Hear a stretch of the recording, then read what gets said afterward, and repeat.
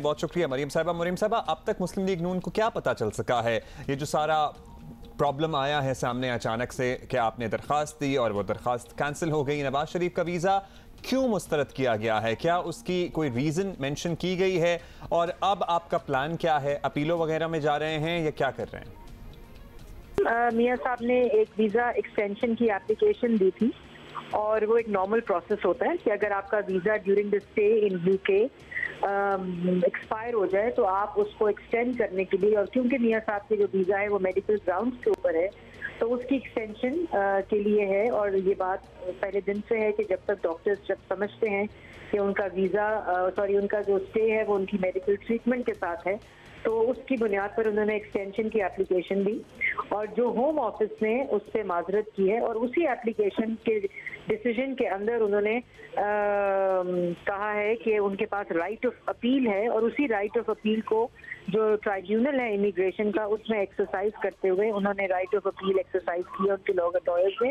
और जब right of appeal का प्रोसेस ट्रिगर हो जाता है तो उस वक्त जो होम ऑफिस होता है उसका फैसला इनइफेक्टिव होता है और जब तक ट्राइब्यूनल फैसला नहीं देता तो मियां साहब लीगली जो है वो उसी वीज़े के ऊपर यूके में। मरियम, आप ये बल्कि बात बहुत हो रही है और आपने भी अभी दोहराया है कि उनके पास राइट ऑफ अपील है, लेकिन ये चांस भी बिल्कुल मौजूद है कि उनकी अपीलें भी मुस्तरद हो जाएं।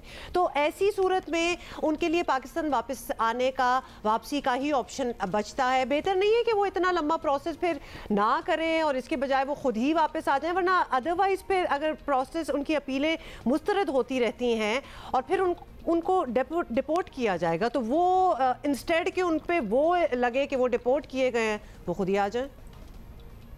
तो आपने और मैंने फैसला नहीं करना, ये फैसला डॉक्टर्स ने करना है और मियां साहब ने करना है।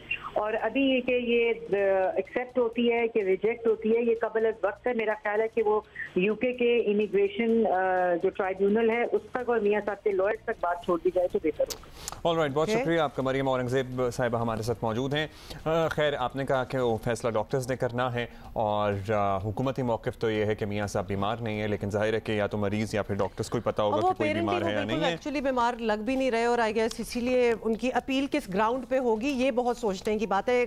Medical ground we can't really comment on anybody's health, क्योंकि लगने में तो कैंसर पेशेंट्स भी जब इनिशियली डायग्नोज होता है तो बीमार नहीं लगते हैं। सो यू कांट से कि कोई लग रहा है बीमार है या नहीं है, या तो ये डॉक्टर बता सकता है या फिर मरीज खुद बता सकता है।